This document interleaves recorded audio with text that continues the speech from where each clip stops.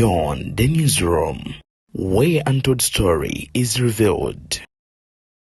Nti tosobola kugamba nti oli wa Kyagulanyi naye nga ate ebivulu by'oyimbirako by'abasajja ba NRM. Wasanga pastor musaba ekitegeeza. Weebale nnyo. Singa Pazo yali agenze kuyimbira ku kivulu kya gavumenti byanjawulo, ekivulu ky'eggwanga oba omukolo gw'eggwanga n'omukolo gwa NRM byanjawulo. Nti omukolo gw'eggwanga tulina independence, tulina gino ennaku nga zi Labor Day, okitegeera. Naye kati okujja nti ugenza kuyimbira ku lunaku lwa NRM lwejaguza okuweza emyaka nga efutubadde ku bannayuganda. So kati byayogera bino byonna ali kalimu akola. Ali kalimu yakubye n'oluyimba nga avuma King Saha. Akalimba nakalabyeko ku TikTok awo. Bana abasajja olwedde kati balina nabo bali mu kwetegeka. Tugenda mu kalulu nagamba balina kwetegeka bani abagenda okwanganga nuupu. Ebivulu byoyimbirako binoonya buwagizi bw'abasajja ba NRM. Binoonyeza Muzeeyi Kalulu. Bw'atogamba owagira Bobi Wine olina ne numbers ezigobera Bobi Wine. Kitegeeza bakuleese okwate numbers z'oyina eza Kyagulanyi zidde eno. Embwa etuuka n'egwa eddalu. Entandika okuboggolera buli kimu. Kati of course Kyagulanyi tamusobola. Era Kyagulanyi tasobola kumuddamu. Kati yasazeewo adde ku bano balowooza abasobola omuddamu. Making Saha yagambye sijja wambwa amasannyalaze. Naye yamaze okutegeera value nti kati awo yasukkawo. Genda mu kkooti ntwala Airtel mu kkooti. Ebuvanjuba nebugwanjuba ewaka wasigalawo ewasinga. Beyond the newsroom gwe mukutu ogukuleetera ekyo ekisinga. Katiranga naffe ng'oyita ku noti 771 44 53 ne noti 744 26 41 na bino bikulu tetulanga bafere tetulanga basawo ba kinnansi n'abagwa mu koowa eryo. Mwebale kutuwagira. Thank you. Mbalamusako abulungi abagenda maaso n'okubanga mutugoberera ku mukoto gwa BTN Media Beyond the newsroom. Nze Deni abakutuusako ensonga buli kadde ekyokola kya muwendo mungi nnyo nnyini ddala. Mbabuuzaako eyo gye muwangaalidde. Ensonga mpitirivu ze tugenda ogenda maaso n'okubeera nga twogerako. Ensonga ezimu ku ezo be basajja aba kampuni ya Airtel. Waliwo omukulu gwe bagenze maaso n'okubeera nga obaolyawo bamubaka akasente ke ku akawunti ye. Era n'akaaba mu kukaaba amaziga amangi kwe kunkubira kasimu ate era n'agenda mu maaso n'okumpeereza ate oba olyawo ku maloboozi n'engawuliriza ng'ayogera nabo ne bagenda mu maaso n'okubeera nga ate bamwegaana. Wabula ensonga endala gye tugenda okukwatako y'engeri abanene gye bayingidde mu nsonga ya King Saha ne musajja mukulu amanyikiddwa nga Lili Pazo. Kasooke mbawo omukulu ono abantu babuuzaako ate tweyongereyo. Sebo senso okulaba nate. Nange basanga. Abalayi baffe mugamba mutya. Tuli bulungi tetulina tabu. Omusoga akoba nti tuzira nsonga. Muzira nsonga. Yeah. Nzira nsonga zeena. Nze nina ensonga bana. Olina ensonga? Nina ensonga. Ati nsonga ki? Nsonga ya kunziba. Abasaada bayibye sente dange. Aba Airtel. Mulukudu. Mulukujukuju. Kati banange n'ensonga eri sensitive nnyo era tugenda kusaba buli muntu yali abbiddwa Airtel ng'olina obujulizi bwo message ng'ozirina mujje mukube ku simu ya Deni tugenda kusisinkana tulabe ngeri tutwala omusango mu kkooti tufune compensation. Bano abasajja bayitiriza okubba abantu. Airtel ezze ebba abantu bangi lwakuba abantu abamu tebabifaako. Okitegeera. Kati maama wange yasooka okukiŋŋamba namuweereza ssente emitwalo 18 naŋŋamba oweereza ssente mmeka? Naŋŋamba ne mwana wadde 18 naŋŋamba nga ndabako 13. Agenda okebera message mbw abakwasa batemyeko emitwalo 5. Ne mubuuza olina ze weewola naŋŋamba siina ze neewola. N'ebyokwewola tabimanyi. Ne mugamba okakasa nti ye. Nangamba sewula nko ku ssente ku Airtel. Ate nga nange mukkiriza kuba essimu ye mukazi wattu yabeera nayo. Butabani bwange wano bubaddeyo nga bwe bwana obuto buli mu holiday kulaba ku jjajja. Bwana buto wa P2 P3 tebumanyi kwewola bya ssente. Okitegeera. Ugenda gitambuza paka ngeno wakati. Wakati kati gye tutandikidde kuba wano osooka n'okuba ne bakulinza pending. Kakati nesirifaako omanyi bwe bamu n'akasente ebiseera ebisinga alina byoga kati sijja kwedegana kino naye ogenda olaba tekisukka ngakifuuka rampa kati aba Airtel lumu nali awo nga njalo badali yalagula kadata nga sinaako ssente ate nga budde bwendi sina wensobola ku accessingira ka mobile money neneekola omutwalo gumu mu 13,000 bampa gumu 3 lukaaga ye yali limiti yange baba bazadde kugumunya ne bampa gumu 3 ngozzayo bagumunya 5 awo ne bampa omutwalo gumu 13,000 mu lukaaga ne transaction ID njirina wano ennaku z'omwezi zaali 31 January sawa zaali 5 ne dakiika 5 mu nnyezi okumakya Kulokutaano ennaku z'omwezi 31 da January ne banteekako gumu 3 kati nga inazisasula ng'ennaku z'omwezi noza 15 zeziba weeks 2 bakuwa weeks 2 leero we zaatuuse nga 15 mbaddeko ne sente zange emitwalo 3 ne bazitemako batemyeko emitwalo 3 mu 12,400 ne ngamba kijja kitya nze mbadde nsuubira kutemako sente zaabwe ze bampa gumu 4 mu 5 awo kuba bampa gumu 3 lukaaga kati kubako amagoba gabega nusu nga 10 mwe gumu 4 5 nenkuba essimu mu customer care ne mbabuuza abaayi sente zange mutemye zaaki audio eyo gye nkuweereza nga twogera nabo kuba mbeeyanjudde ne mbagamba omwami n'aŋŋamba ng'ennaku z'omwezi 31 weewola ssente ne mugamba kituufu neewola nengenda mu message zange era kyekyo kye mbajjukiza bannaaye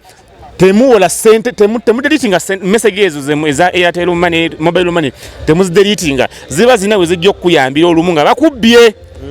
kati bwe nkubye essimu n'aŋŋamba weewola kati ye n'asoma ebibye ku kompyuta n'aŋŋamba nga 31 weewola emitwalo 29 ne mugamba mukama wange sewola nko emitwalo 29 Airtel sente zebadde mpa zibadde gumu 3 nga ye maximum limit gye bampa gumu 3 era ze neewola ze mwampa n'aŋŋamba awo tulaba gumu 2,900 ze wajjayo ne mugamba nedda ne musomera transaction ID ne mugamba ennaku z'omwezi 31 sawa zaali 5 ne dakiika 5 mu nnyezi okumakya mwampola gumu 3 lukaaga transaction ID eno eri 117031781161 we musomede n'asirika n'agamba kati weewole endala n'aŋŋamba weewole endala nga 27 weewole endala gumu 3,178 wakyo waŋŋambye ne mubuze zonna zeewola ddi n'aŋŋamba wazeewola ng'ennaku z'omwezi 27 January ne mugamba musajja oli mulalu nsobola okwewola gumu 3 nga 27 January nga 27 January ekitegeeza wagenda okwewola nga 31 wali olinayo ebbanja waŋŋambye ne mugamba tekisoboka lwa nsonga temusobola kumpola bbanja ddala nga nnina ebbanja eddala sinasasula bbanja kadde ne mugamba nga 27 sirina ssente ze mwakola ki ze mwampola in fact mmwe mwatema ssente ku akawunti yange kwaliko emitwalo 32 ne mutemako 12,000 mu lukaaga simanyi gye zaala simazaali zaaki okitegeera simanyi zaali zaaki naye olwokubako ne ssente nga nnyingiko oluusi ebimu tobifaako wenkebedde message za nnaku z'omwezi 27 ng'oledde nga 26 nalinako emitwalo 10 ne zisulako nga 27 ne bateekako emitwalo emirala 2 ne giba 3 kati bano ku ssaawa zaalinga awo mu 8 ne batemako 12,000 mu lukaaga mu 6 ne sifaayo okitegeera kati yaŋŋamba mbu nga 27 neewola 10 neewola gumu 3 178 ne mugamba kale ssebo nzikiriza kale neewola naye era newemba neewola gumu 3 178 wengattako gumu 3 lukaaga zogamba ze neewola nga 31 tezikola 29 gyogamba gye wagambye neewola 29 gino gibeera emitwalo 2,778 naye ogambye najjayo 29 omusajja nanzija ku ssimu mbakubidde emirundi ena buli gwenkubira ne munyonnyola aŋŋamba kimu wajjayo nga 31 emitwalo 2,900 we mugamba mpa transaction ID n'agimpa ne mugamba nange njina wano neeraga gumu 3 ku message zange nga bajjako amasimu kati so nkubira omulanga bino tumubirabanga ebyokusaaga ne bagendo sente zebagenda okubba gwe mu nansaali eyo mulimu kati abantu nga sene zaazibalirira musajja wattu kati bigudde ku ffe nti obaako n'emitwalo 5 ne bakutemako 15,000 notategeera nga bakubbye notazifiiringa naye kubira endulu mu banka ngamba ndi wano omutwalo guvuddeko oba oli alo okitegeera bavuwaza abantu bangi sente ziragawa buli ali eyo nga wali obbiddwako Airtel mujje n'obujulizi bwamwe nze obujulizi obwange mbuyina message nzirina zisangula ne message zo ng'ozirina kuba mbakubidde essimu nga mugamba ngenda kuza omwezi 23 gw'ogamba gwe neewola transaction ID wano njiye ne message njina nagiyo gumu 3 lukagera gwe mwampa oba bwe weewola bwayeyongeramu charges ng'osusize ennaku ze waliwo eno ate zisuseewa na zalinza 23 leero 15 bazikuwa weeks 2 ezo weeks 2 kasa zituuka nga kuliko sente nga zeetemako oshegera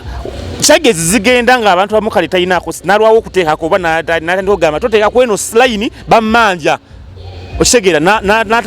natateekako sente oba bamubanja ate akasente takayinaawo nakafunira ku line endala neza line yange baako sente eva era zigenza okujja balance wuno omuleba nga kuliko sente ne batemako sente zaabwe nga manyi bagenda temako gumu 3 gwe bampa nga balina kujja kugumunya balasajja bantenye emitwalo 3 mu 12 uyo ninako balance uyo emitwalo 10 okitegeera kati ze batemye zizino wano message eriwa message yino wano aha your repayment of emitwalo 3 mu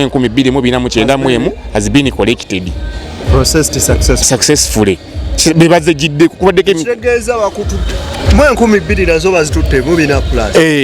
so nalaba balista timo ng'akaaba ekintu kyekimu ate era nga si yasoose kuba abaana bangi bazze bakaaba olw'ensonga eno ne banka ezimu zikozesa issue eno y'emu naye gw'okusaba kwekuliwa oba where is your concern kyekiddako oluvannyuma lwakyo tugenda mu kooti ntwala Airtel mu kooti nkubidde kanso wange nangamba yesu omusango weeguli naye kijja kuba kya magezi singa ogattagatta documents zo nezibanga zo nemugamba nzirina weeziri essimu yange tebagibba nti bagibba messages zina messages z'essimu eno nzina okuva mu January w'omwaka oguwedde kuba eno essimu enagifuna ekitegeeza gwe oli mwetefutefu era olinze lunaku lwokka genda mu kooti yes ntwalayo omusango oyagala buli gwenkubidde bonna ojira ono wakukwata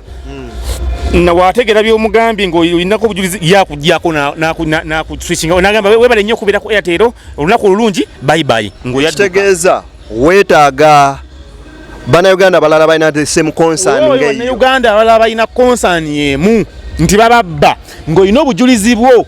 message ng'ozirina mujje mutwegatteko nze ngenda genda nganze naye oba bayo n'omulala ayagala okufuna obwenkanya mujje mutwegatteko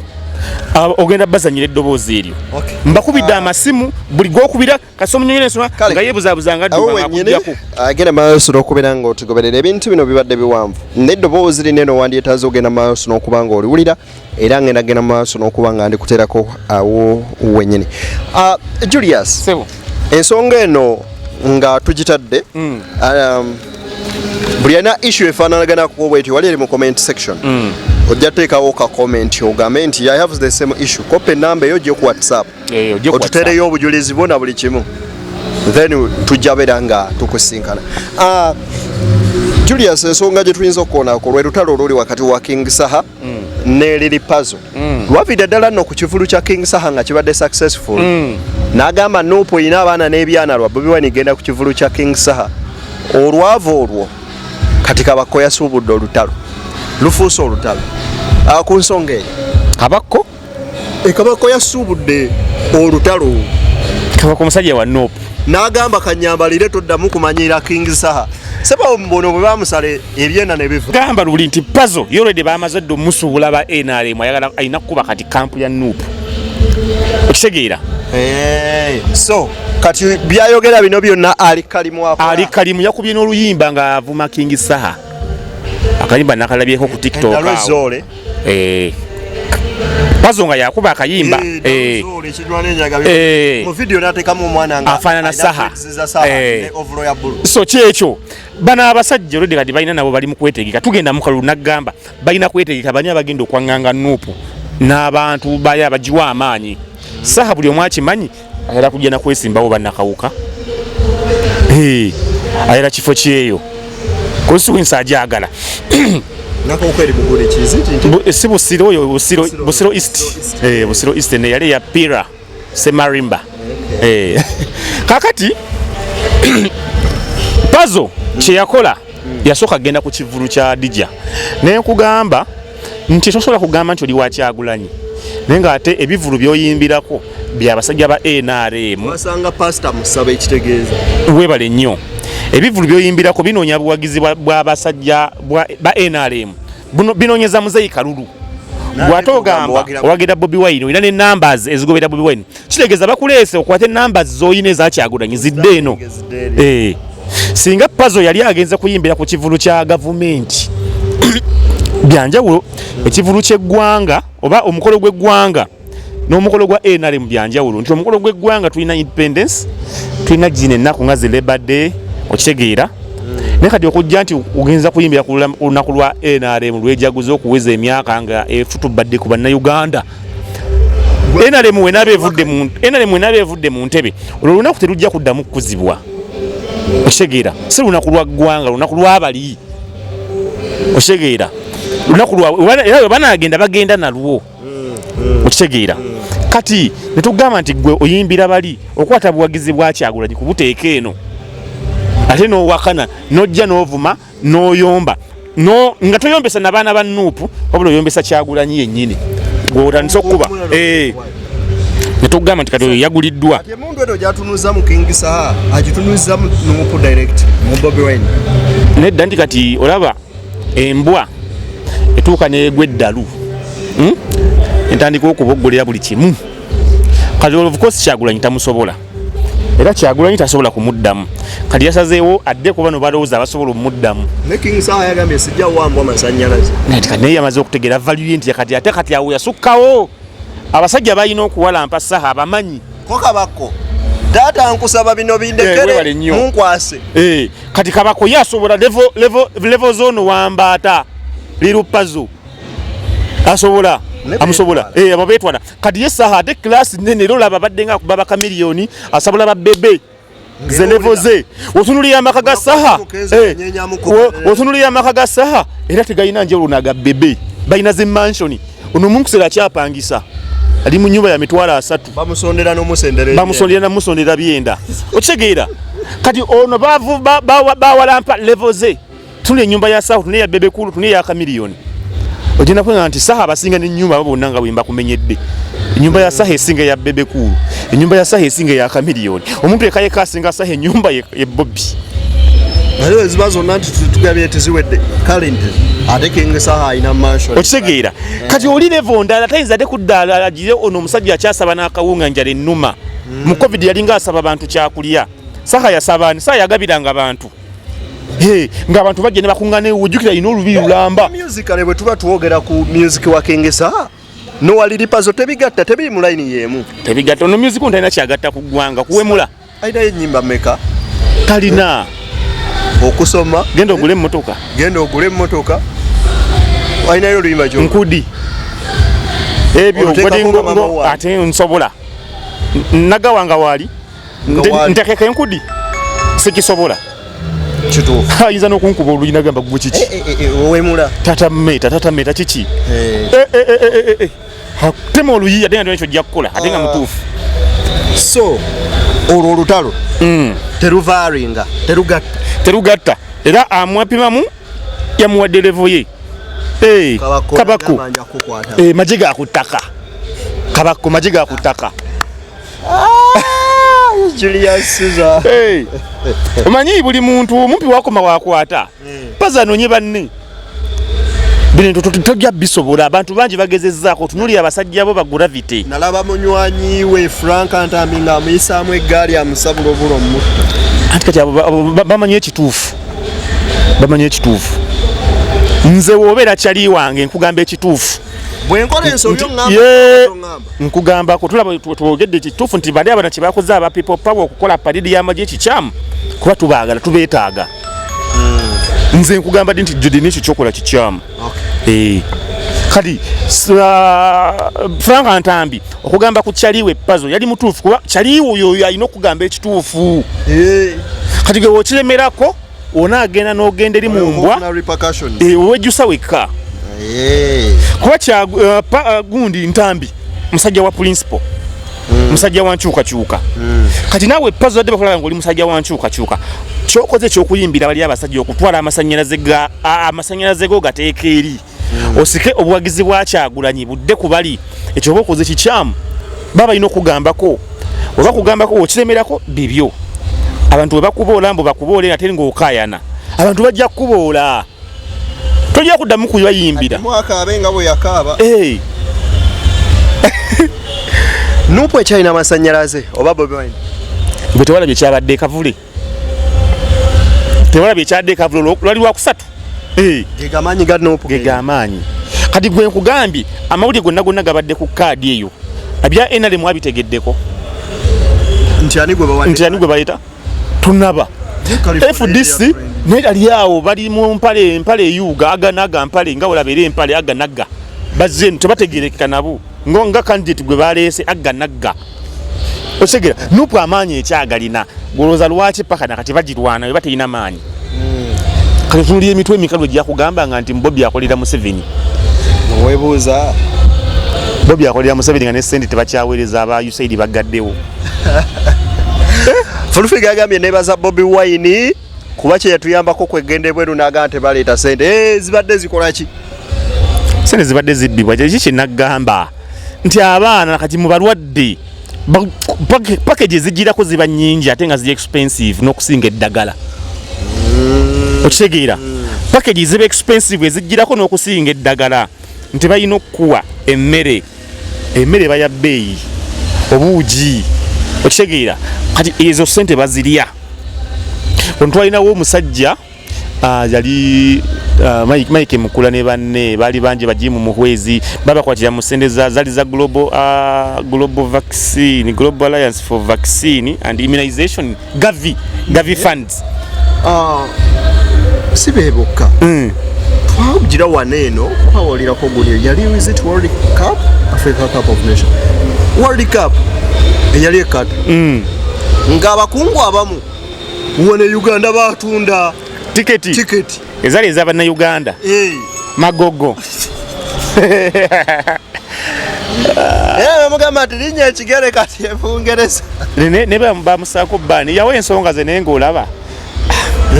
tiketi yazitunda sindi yinaazeeriira so Uganda awo weekutambulira tuli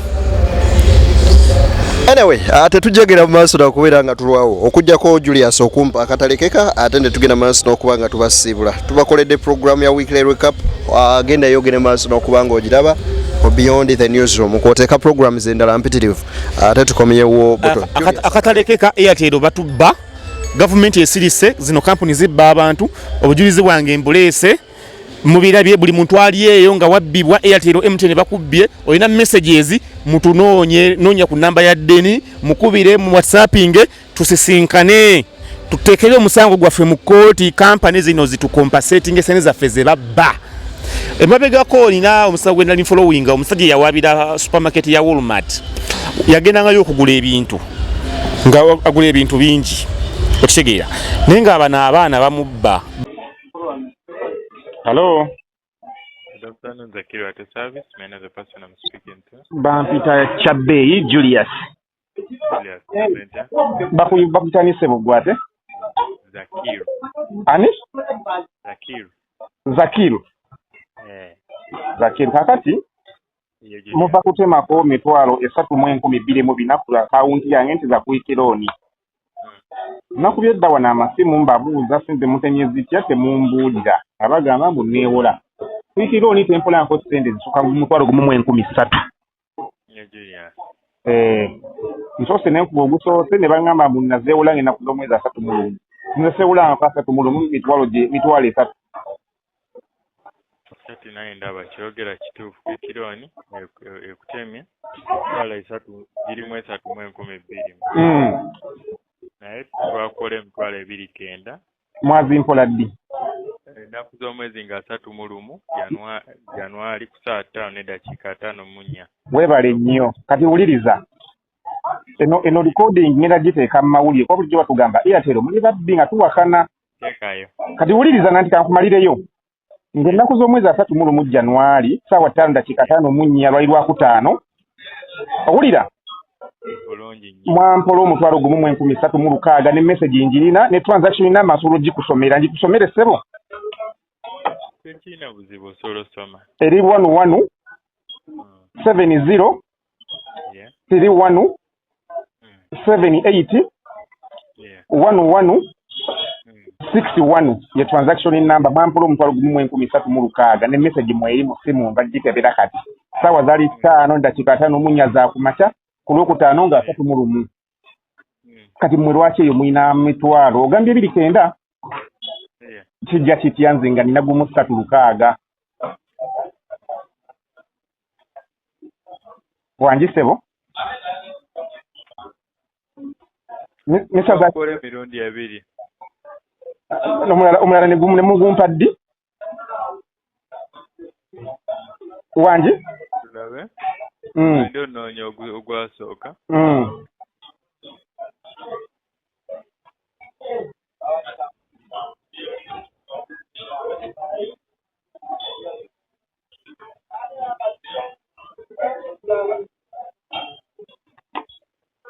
omulundi omulala gulaga gwakwebwa ennaku z'omwezi nga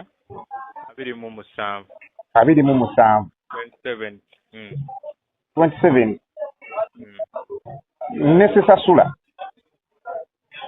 27 ne mumpa mmeka era gwali gumu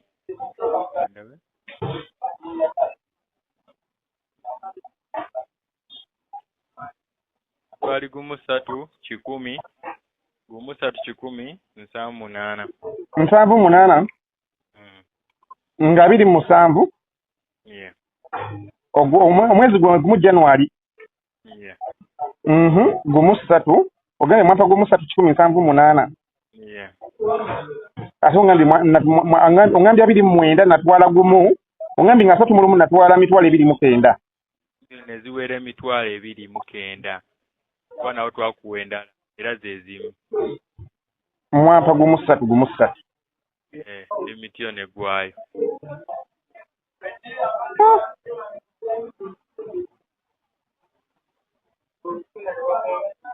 era newe oyogeddewo otyo okuba limiti yange bulijjo bandaga eri ku gumu 3 webadde gumu 3 ne mumpa ogumu 3 siddamu kwewula mulala nga mazisasula guli bwekibaddenga kati ongamba nti natwala ogumu 3 mu 17 nga 27 nemba nga sinasasula ate ne mumpa endala gumu 3,600 ekyo ndaba tekikola sensi kuba mubadde nga temumpa nga tisasudde tuwola omuntu sente paka limiti yonna wegwayo anti limiti emirundi nga na 7 anti limiti yange eri ku gumu 4 ebadde nga mu gumu 4 era zisente zibadde nga mumpa gumu 3 gumu 4 nga nzizayo gumu 4 olusi gumu kitundu oba ogamba bwotyo tekirina buzibu kankiteekeo ku ttiimu yaffe yakuikironi ogenda kukubibwa essimu wonyonyolwa ebisingako awo anti nedda njala nkitegeere limiti bulijjo mundaga nti eri mu gumu 4 gumu 3 okitegeera buzibu kyogamba naye kyenkunyonyodde kyendaba wano okitegeere basobola kugamba kyetalabawo wano sobola nkunyonyoddeko nze byendabawo wano naye oba ogamba ekyo naye kiba tekirina buzibu kankiteekeyo ku ttiimu yaffe yakuikironi yennyini ekkubire enkubira ddi nakubira era leero kuba ezo sente newoba ogamba nti mwaziika ogumu 3 18 n'ogumu 3,600 gibeera emitwalo 2,600 mu